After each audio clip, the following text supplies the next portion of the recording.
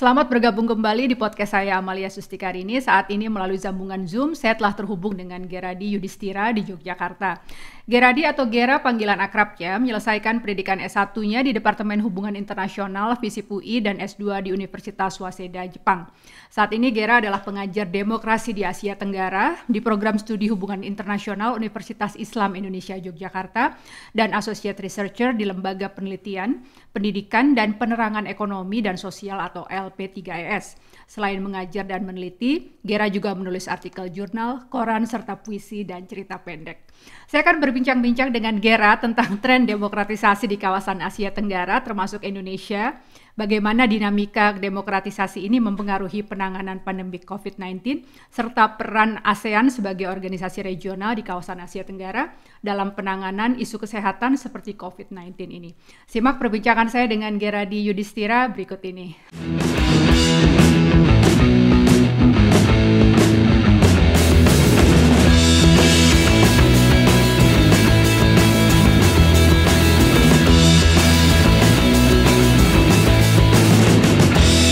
Assalamualaikum Mas Gera, apa kabar? Waalaikumsalam warahmatullahi wabarakatuh. Sudah berapa purnama ini kita tidak bertemu sejak terakhir di Binus ya? Iya.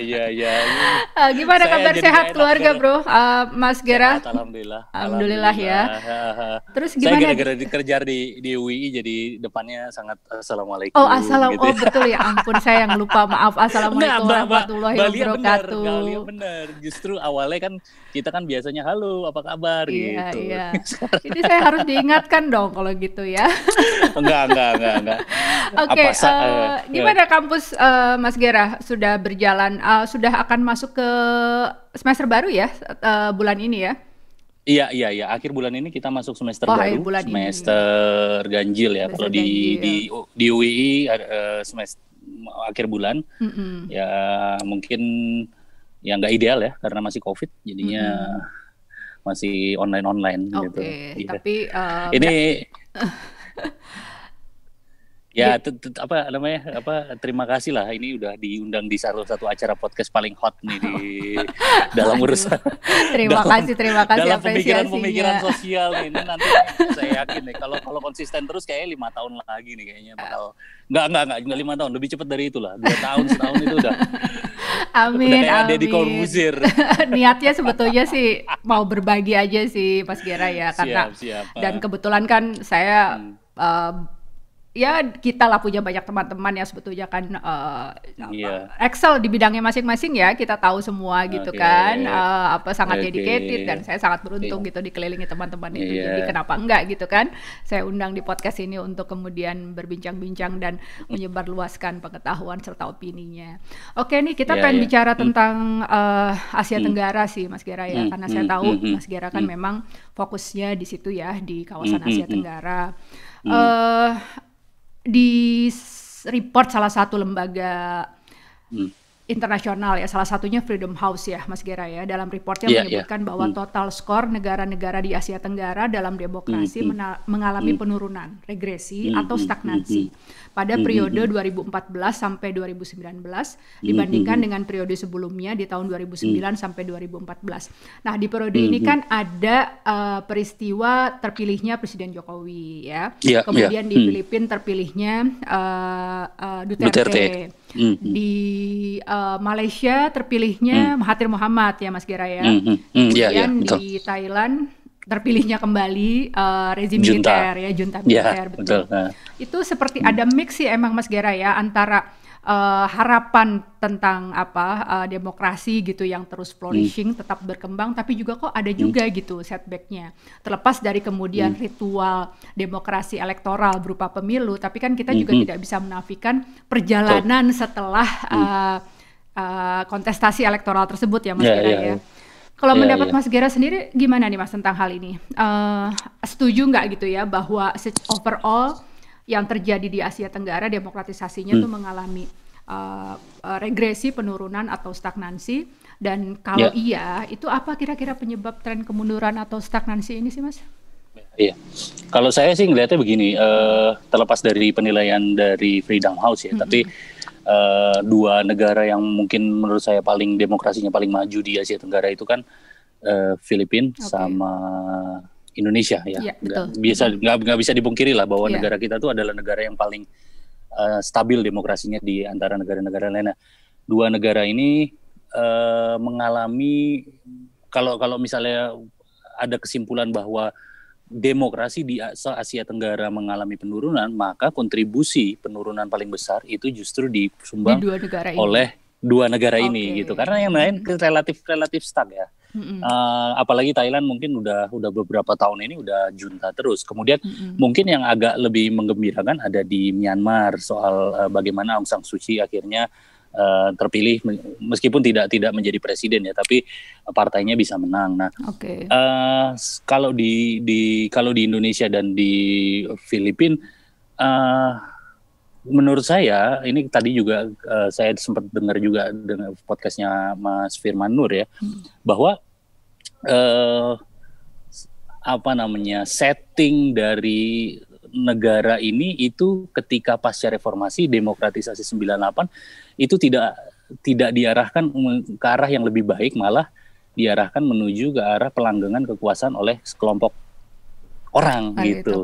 Yang mana akhirnya yang lebih berbahaya lagi adalah ini dua fenomena yang terjadi baik di Indonesia maupun di Filipina. Yang mana yang terjadi adalah perkawinan antara bisnis dan politik yang luar biasa gitu. Kita boleh nggak setuju dengan film Sexy Killer ya, yang mungkin para pendengar semua bisa dengar bisa nonton di YouTube gitu ya. Tapi bagaimana Sexy Killer itu mempertontonkan, tapi saya yakin ya seberapa pun kita tidak sepakat, tapi ada kebenaran yang mungkin bisa dimunculkan dari Sexy Killer itu, bahwa perkawinan antara bisnis dengan politik, bukan militer. Perkawinan antara bisnis dan politik itu menghasilkan sebuah kekuatan yang luar biasa gitu. Itu yang terjadi menurut saya di Indonesia ini, konsolidasi demokrasi itu dari 98 kemudian masuk tahun 2000 menggembirakan, tapi begitu 2000 lepas 2010 ke bawah itu makin turun kemungkinan besar. Dan satu-satunya argumen yang bisa mendasari itu adalah yaitu tadi, bahwa konsolidasi kekuatan oligarki itu makin kuat gitu. Sehingga setback lagi nih gitu. Beruntungnya ada kekuatan masyarakat sipil makin membesar gitu. Itu beruntungnya. Itu yang menjadi penyeimbang ya, yang masih kita bisa masih noise ini, masih berisik ini, itu penyeimbang.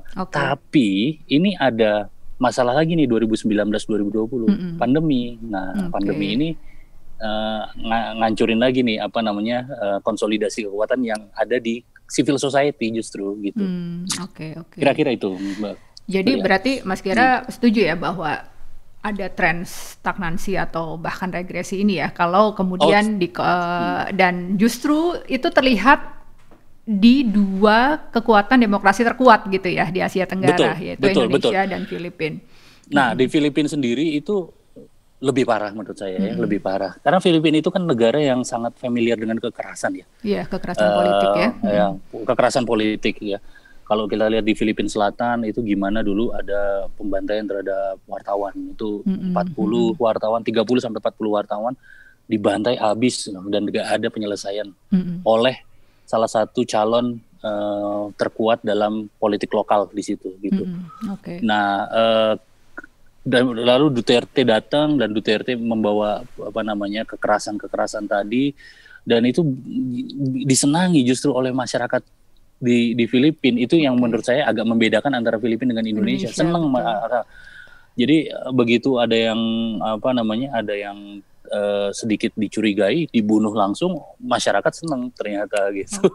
Nah, apa kira-kira penyebab ini ya Mas ya? Maksudnya kan kelihatannya tentunya kontradiktif antara demokrasi dengan pilihan kekerasan politik ini. Ini memang menarik ya sebetulnya kalau melihat Filipina ini ya gitu. Kenapa bahkan kemudian didukung juga oleh kelas menengah kan Mas Gera ya, Duterte ini gitu ya? Apa yang menyebabkan ini kemudian didukung ya kekerasan ini Mas? Demokrasi itu kan tidak hanya sekedar, ya kita semua tahu ya bahwa demokrasi itu kan tidak hanya sekedar pemilu lalu menang lalu selesai lalu ada pergantian kekuasaan secara berkesinambungan gitu, konstitusional dan berkesinambungan dengan mekanisme yang ada.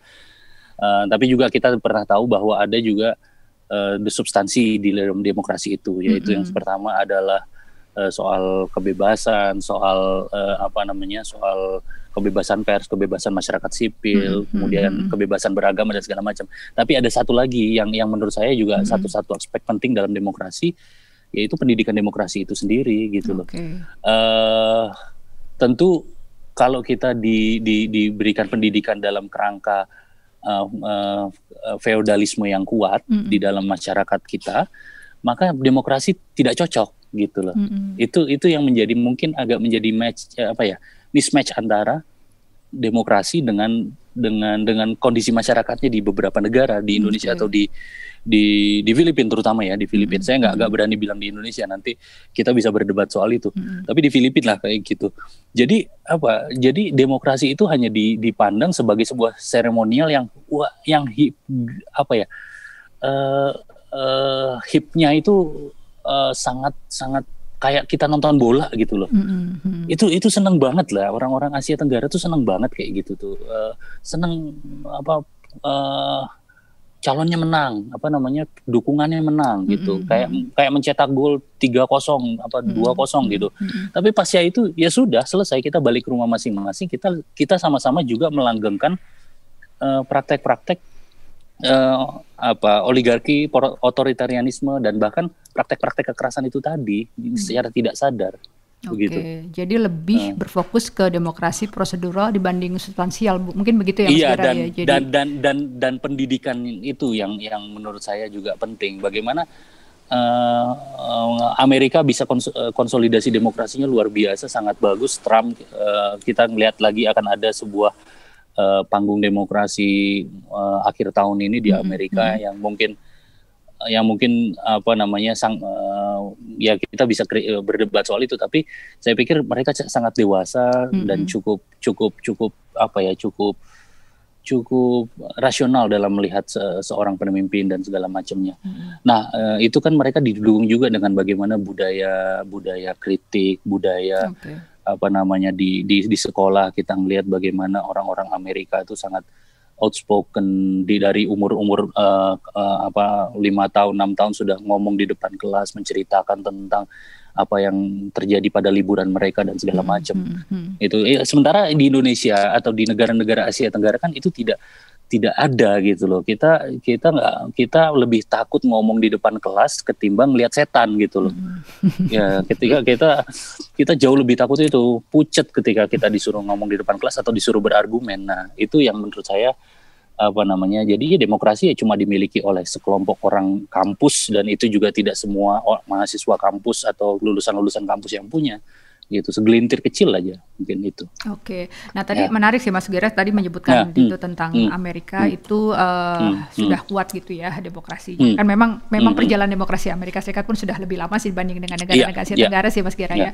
Tapi bagaimana dengan peran institusi di sini gitu loh? Apakah kemudian stabilnya kekuatan oligarki gitu ya, walaupun kita sudah berusaha melakukan demokratisasi baik itu yang prosedural maupun mencoba lah setidaknya secara substansial gitu ya, tapi kok kelihatannya institusi oligarki ini gitu yang akhirnya terus bertahan gitu. Apakah memang karena institusi demokrasi lainnya itu belum terbangun kuat, atau bagaimana nih Mas Gera ya melihat feature dari negara-negara Asia Tenggara ini secara umum?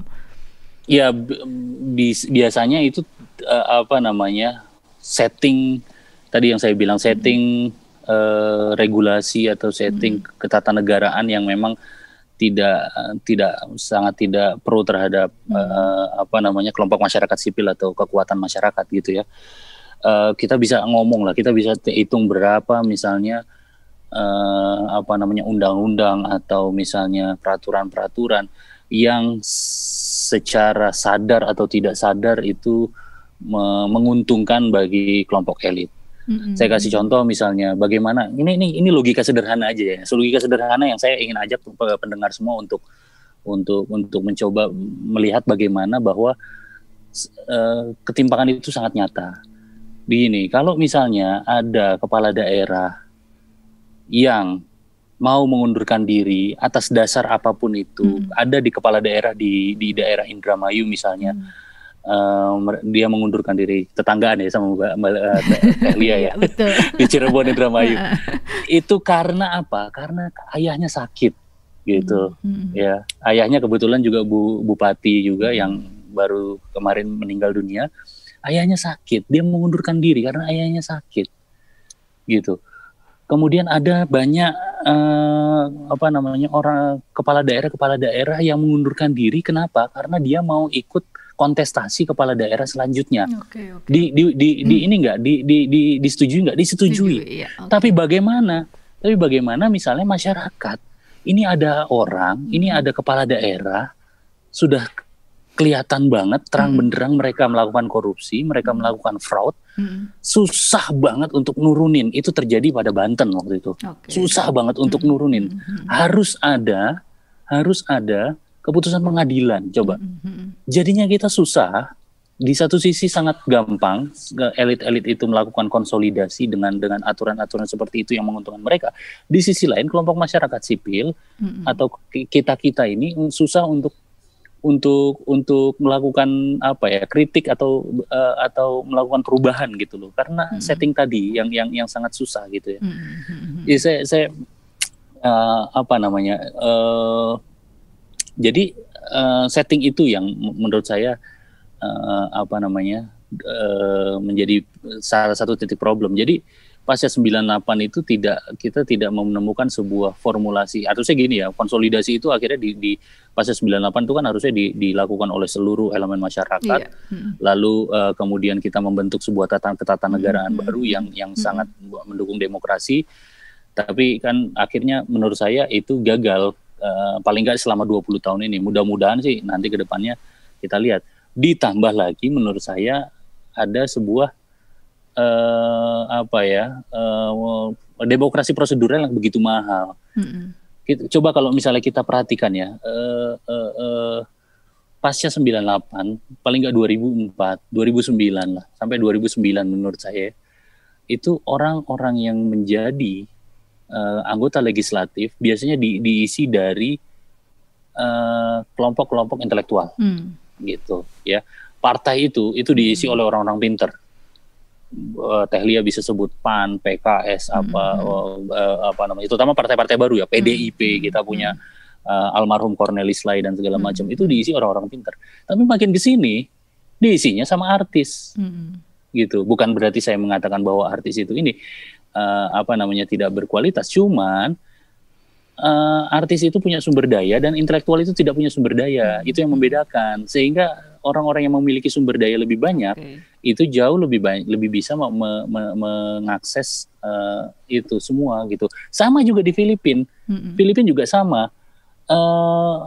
Dan ini saya menduga ini di kejadian di semua daerah, terutama di negara-negara dengan demokrasi yang masih muda ya. Filipina itu sekarang kan diisi sama artis juga. Ada juga siapa tuh petinju, itu idola saya tuh kalau lagi di ring tinju, tapi Manny Pacquiao, Pac-Man Pacquiao itu. Orang-orang Filipina itu kebanyakan yang berpendidikan ya, yang saya temui, dia senang Pac-Man, tapi udah lalu main di ring tinju aja, lu nggak usah di senator gitu.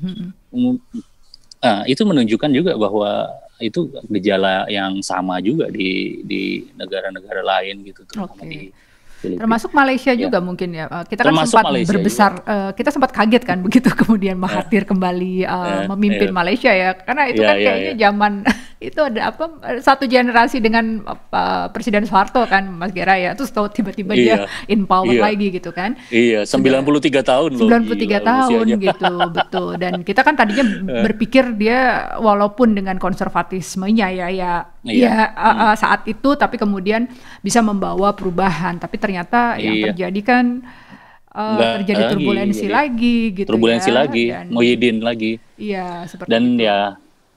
Dan kita juga kan tadinya berharap sama, nggak tahu sih, saya pribadi ya berharap bahwa ada perubahan dengan masuknya Anwar Ibrahim. Meskipun Anwar Ibrahim sudah 70 kepala 7 juga gitu. Cuman Ya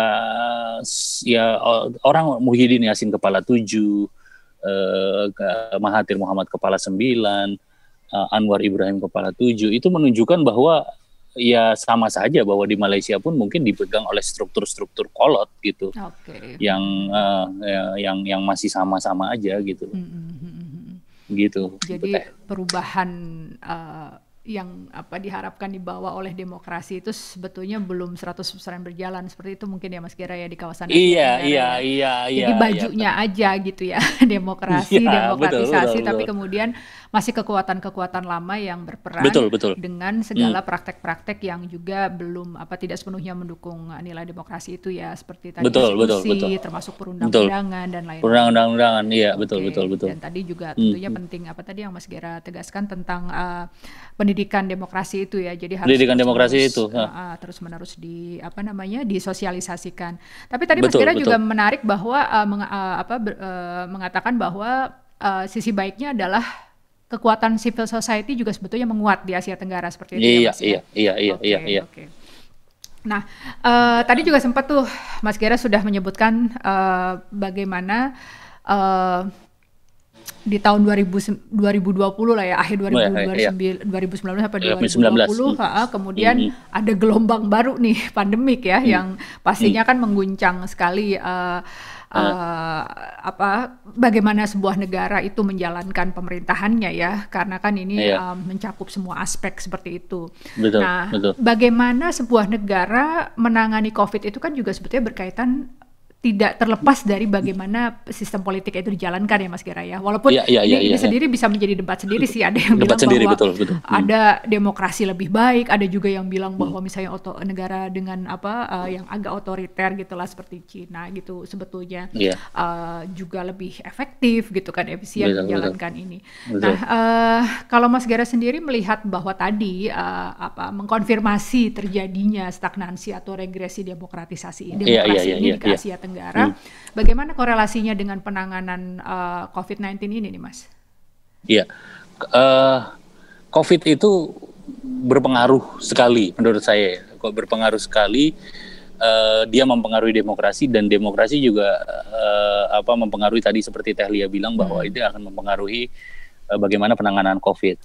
Saya mulai dulu dari bagaimana demokrasi itu, bagaimana COVID itu mempengaruhi demokrasi.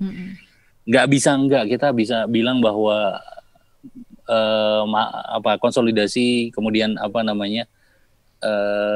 kekuatan masyarakat sipil sendiri, kekuatan penekan ini menjadi lebih lemah lah. Kita nggak bisa hitung skalanya berapa, tapi menurut kita sepakat bahwa ini menjadi lemah. Pertama, yang ini sangat simple dan make sense adalah bahwa tidak mungkin adanya sebuah perkumpulan massa. Nggak mungkin ada sebuah demonstrasi. Ya ada sih demonstrasi, tapi sebenarnya tidak substansial. Kemarin yang demonstrasi ada beberapa kelompok melakukan demonstrasi, tapi itu tidak substansial. Tapi secara umum bahwa kebebasan berekspresi itu menjadi sedikit lebih banyak lebih terbatas dan dibatasi. Kelompok masyarakat sipil misalnya biasanya mereka berharap banyak dari grant gitu, banyak grant, banyak hibah, banyak donasi dan segala macam. Itu semua kan juga turun semua karena ekonomi turun gitu. Kemudian juga tadi kita sudah sempat singgung tempat berekspresi, kemudian ngumpul hanya lewat Zoom ya, dan segala macamnya. Jadinya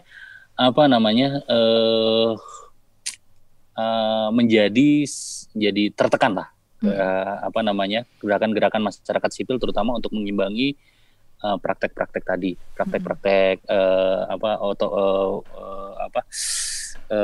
otoritarianisme gitu. Nah, banyak yang sering ngomong bahwa sebenarnya lebih bagus otoriter kayaknya dalam menangani COVID. Bisa ya, bisa enggak menurut saya. Iyanya karena negara otoriter banyak yang cenderung menekan, meskipun banyak kritik juga bener nggak nih angkanya? Di otoriter kan gitu, angka kan bisa berbohong gitu ya. Tapi di sisi lain banyak juga negara-negara demokrasi seperti Korea, seperti New Zealand ya, kemudian seperti negara-negara lain gitu, yang sangat bisa menekan COVID itu sendiri gitu. Jadi sebenarnya masalahnya bukan demokrasi atau otoriter, tapi masalahnya adalah satu, koordinasinya dari atas ke bawah, gitu. Kemudian transparansinya, dan ini ke trust juga.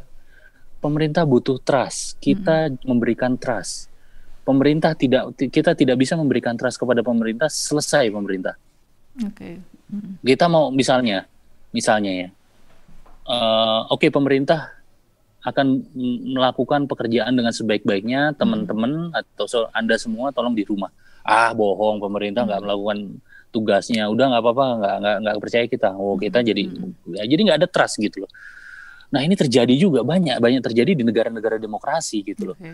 Nah salah satu yang menjadi kelemahan dan negara demokrasi itu tadi, bahwa apalagi di demokrasi yang sifatnya sangat pecah kayak Indonesia, maksudnya pecah tuh di setiap daerah tuh ada. Jadi COVID ini menjadi komoditas politik yang luar biasa luar biasa menggiurkan gitu loh. Di setiap daerah sekarang pilkada COVID, bahwa isu-isu COVID, terus kemudian bagaimana mereka begini, kalau misalnya dari presiden ngomong A, tapi ternyata realita politik bahwa A itu tidak menguntungkan bagi elektabilitas satu calon di level kabupaten, maka bisa jadi A itu nggak dijalankan gitu. Nah ini kan koordinasi ini yang sebetulnya menjadi kekuatan dari negara-negara otoriter gitu. Otoriter kan A di atas, bawah A semua gitu loh. Nah, transparansi, sudah berapa lama kita terpecah dengan cebong kampret? Mungkin nggak cebong kampret lagi sekarang, tapi kan bekas-bekasnya masih ada gitu loh. Jadi dalam hal ini kemungkinan besar presiden itu tidak menjadi sebuah solidarity maker yang baik gitu loh. Dan itu yang membedakan dengan dengan negara-negara otoriter. Decision making juga. Kita lihat bagaimana misalnya presiden itu bilang A, menterinya bisa membantah presidennya, gitu. Atau bahkan omongan presiden itu dibantah oleh presiden itu sendiri beberapa hari kemudian, gitu. Kayak sekarang misalnya kita lihat bahwa presiden ngomong kesehatan, kemarin ngomong ekonomi dan segala macam, itu kita sering. Jadi bagaimana kita muncul sebuah trust gitu loh di dalam era demokrasi gitu. Nah, dan ini sangat mempengaruhi sekali ya. Jadi kalau menurut saya kalau nggak peduli demokrasi atau otoriter, asal koordinasinya bagus, transparansinya bagus, kemudian muncul trust di situ, kemudian proses decision makingnya betul-betul membuat nyaman dari masyarakat itu sendiri, maka kemungkinan besar hasilnya akan jauh lebih bagus mungkin daripada negara otoriter, karena transparansi tadi. Negara otoriter tidak memiliki transparansi, negara demokrasi memiliki transparansi gitu. Jadi kalau negara otoriter tiba-tiba tetangga kita meninggal gitu, tapi nggak dilaporkan. Kalau di negara demokrasi kan tetangga kita meninggal, kita tahu tetangga kita meninggal karena COVID gitu, maka kita semua bisa was-was soal itu gitu loh. Jadinya lebih bagus menurut saya, demokrasi jauh lebih bagus asal yang tadi saya bilang 3 poin tadi, koordinasi, transparansi, sama decision making. Decision making itu yang dijalankan gitu. Nah, tapi kembali lagi ini ketataan di kawasan Asia Tenggara nih, Mas Gera ya. Nah, ini satu negara nih, Vietnam kan sebetulnya bukan negara demokratis nih, Mas Gera ya, tapi salah satu yang sering di cite gitu ya, yang sering disebut sebagai salah satu contoh sukses kan dari penanganan ini. Karena kalau kita lihat kan memang di sesama Asia Tenggara sendiri variatif ya, ada yang cukup baik gitu, misalnya Singapura kan dijadikan contoh kasus, salah satu contoh keberhasilan lah gitu kan. Kemudian itu tadi Vietnam, tapi kita melihat Indonesia pun masih harus struggling ya karena kita masih di posisinya di bawah gitu untuk negara-negara yang dianggap berhasil. Atau Malaysia dan apalagi Filipina juga tentunya kan punya karakteristik yang berbeda. Nah ini kan gimana nih Mas Gera, menarik juga kan bahwa ternyata tadi bukan negara demokrasi tapi ternyata juga cukup bisa berhasil gitu menangani COVID ini ya. Iya, saya pikir salah satu kuncinya ya itu tadi, bahwa kebijakan, misalnya tutup semua, buka semua, gitu. Koordinasi yang tadi saya bilang ya, koordinasi, tutup semua, buka semua. Kalau di Indonesia ya, mohon maaf ya, misalnya tutup kemarin kita lihat PSBB itu, kemudian bagaimana perdebatan yang sangat luar biasa melelahkan ya, lempar-lemparan loh antara pemimpin daerah dengan pemimpin pusat. Jangan di PSBB lah, jangan PSBB lah. Kemudian ganti, jangan lockdown dulunya, lockdown, jangan lockdown. Akhirnya berubah nama jadi PSBB. Akhirnya terus kemudian di daerah seperti Sulawesi itu banyak kabupaten-kabupaten yang melakukan lockdown mandiri dan segala macam. Ini kan tidak ada sebuah koordinasi yang baik gitu loh, dari atas sampai bawah gitu. Kemungkinan besar ya itu tadi, balik lagi kalau saya, setting negara kita itu setting negara yang dari awal memang tidak cukup kondusif untuk menjalankan sebuah decision making yang baik gitu, dari atas sampai bawah gitu. Oke. Jadi kalau di kawasan Asia Tenggara sendiri gimana kalau menurut Mas Gera, ada bisa satu kesimpulan nggak sih bagaimana negara di kawasan ini menangani COVID, atau memang kemudian spektrumnya itu sangat luas? Spektrumnya itu sangat luas. Saya pikir negara-negara seperti tidak hanya itu tadi saya beberapa faktor, tapi faktor lainnya juga kan bagaimana geografis juga. Indonesia luar biasa lah. Itu kita sudah luas, pulau-pulau, terus kemudian ada pulau-pulau kecil. Udah susah lah, lebih susah ya. Memang tantangannya lebih susah ya. Saya paham sekali Pak Jokowi itu sangat pusing sekali melihat Indonesia ini kayak gini. Jelas beda antara Indonesia dengan Amerika. Saya pikir kemungkinan secara geografis ya, tapi saya tidak tahu secara source kultur dan segala macam. Tapi secara geografis Amerika jauh lebih mudah lah, secara geografis. Ya, tapi secara kultur saya nggak tahu dan segala cara yang lain-lain faktor lain. Tapi secara geografis wilayah seperti Amerika yang satu daratan, kemudian land, kemudian itu jauh lebih mudah lah daripada di Indonesia. Luas wilayah Indonesia. Orang di negara Asia Tenggara itu yang lebih complicated dari Indonesia ada nggak ada menurut saya. Filipina paling. Nah, Filipina paling ya yang seperti itu. Tapi Filipina juga tidak memiliki wilayah seluas Indonesia gitu. Jadi terlalu kompleks ya. Indonesia ini terlalu kompleks dari sisi demokratisasinya, dari sisi luas wilayah, dari sisi keberagaman masyarakatnya.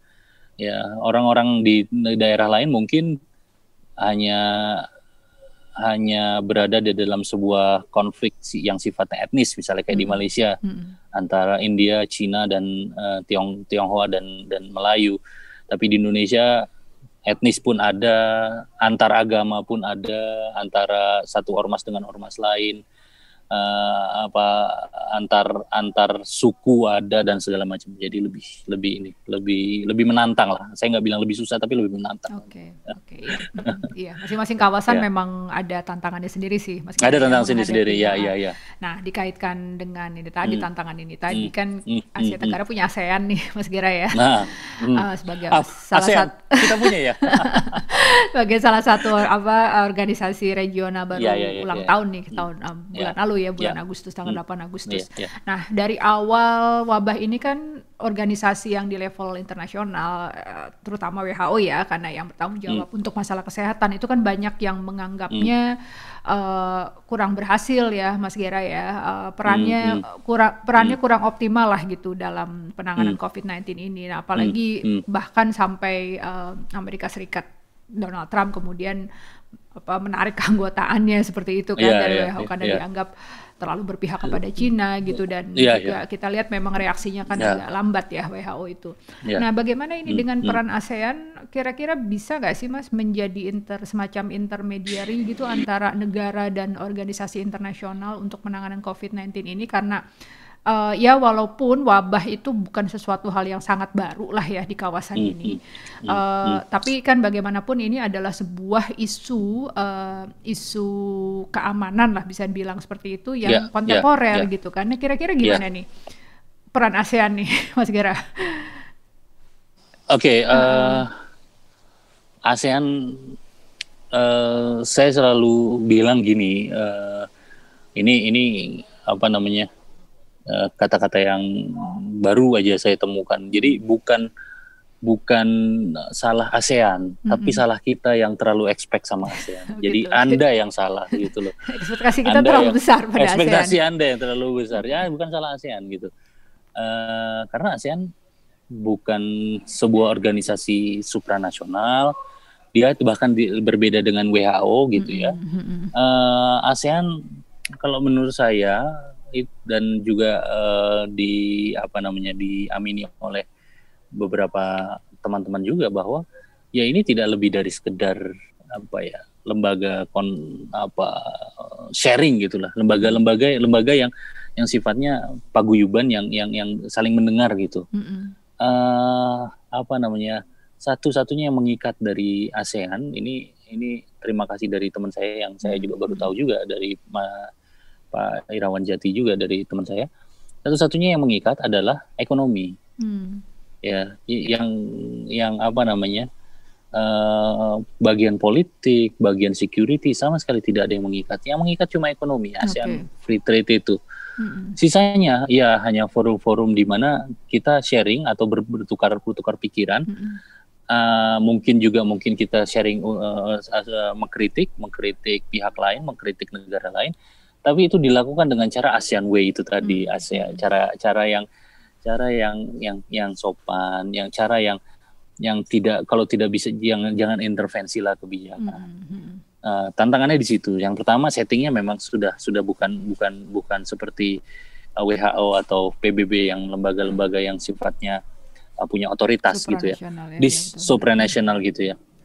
Yang kedua menurut saya adalah diversitas negara-negara di ASEAN itu juga luar biasa sih menurut saya. Artinya gini, negara-negara di ASEAN itu punya problem masing-masing, mereka punya masalah masing-masing, mereka punya aib masing-masing, dan mereka punya sistem pemerintahan masing-masing, dan mereka punya culture masing-masing dan segala macam. Aib misalnya, makanya Indonesia kan kita tidak pernah bisa melakukan intervensi kepada Rohingya misalnya, ada pelanggaran HAM berat di Rohingya. Karena memang kita siap-siap juga kalau misalnya kita melakukan itu terlalu keras, dan siap-siap juga nanti kita diserang di masalah Papua misalnya atau masalah yang lain gitu kan. Terus kemudian juga terus kemudian demokrasi, bagaimana misalnya melakukan sebuah rumusan kebijakan kalau di dalam satu organisasi itu yang otoriter itu lebih dari 60-70%, sedangkan yang demokrasi 30%. Seperti settingnya seperti apa dan segala macam. Saya pikir terlalu kompleks ya mengatakan, dan saya tidak pernah berekspektasi apa-apa. Bukan saya kecewa, saya tidak pernah berekspektasi apa-apa sama ASEAN itu. Tidak pernah berekspektasi. Saya lebih berekspektasi sama Pak Jokowi, dan saya lebih kecewa misalnya sama pemerintah saya sendiri. Saya nggak memasukkan ASEAN sebagai variabel gitu lah di dalam ini. Jadi termasuk untuk penanganan COVID-19 ini pun Mas Gera agak pesimis ya melihat peran ASEAN bisa pesimis. Bahkan untuk misalnya kan di awal-awal sempat ada inisiatif kan Mas Gera tuh ya, bagaimana untuk terutama waktu itu kan kita masih kekurangan APD itu kan. Iya. Bahkan termasuk mungkin untuk kerjasama vaksin pun tidak bisa dijalankan nih sepertinya oleh ASEAN ya. Ya mungkin kerjasama yang sifatnya soft gitu mungkin bisa ya. Tapi bagaimana kayak misalnya di dalam ekonomi kan dulu misalnya kita sering menghafalin proyek pupuk fosfat di Indonesia gitu, fosfat ASEAN, proyek Abu Soda di Thailand dan segala macam gitu. Dari RPUL tuh mungkin, ya dari RPUL itu atau buku pintar Iwan Gayo. Saya para pendengar Rayo tahu nggak buku pintar Iwan Gayo? Ya itu mungkin ya sifatnya soft gitu, tapi dalam sifatnya koordinasi kebijakan, dalam sifatnya yang lebih menekan gitu, itu saya pikir ya itu tadi saya tidak berekspektasi apa-apa gitu. Tapi mungkin melihat dari sluggishnya Uni Eropa ya kan, Eropa juga kan di awal-awal saya kurang mengikuti kalau sekarang seperti apa, tapi di awal pun kan banyak dikritik karena tidak terlalu banyak peran ya Mas Gera ya. Belum lagi di Timur Tengah pun lebih-lebih lah kita tidak melihat ada inisiatif serupa, dan di Asia Tenggara pun seperti ini. Jadi sepertinya memang kita agak sulit ya mengharapkan peran aktif dari organisasi regional ya untuk kemudian membuat inisiatif kerjasama gitu, karena itu tadi Mas Gera sempat singgung kan, lebih percaya Pak Jokowi karena mungkin akhirnya wabah ini lebih berat berada di domain pemerintahan nasional masing-masing negara seperti itu. Betul. Saya pikir yang sangat bisa berperan di sini, terlepas dari saya tidak setujunya dengan Jerings SID, meskipun saya sangat menyesalkan dia ditangkap, tapi saya pikir pemerintah negara-negara besar seperti Amerika dan Cina dan perusahaan farmasi, saya pikir kelompok itu yang paling bisa ya untuk bisa mengeluarkan sebuah proyek vaksin atau misalnya ya seperti itu.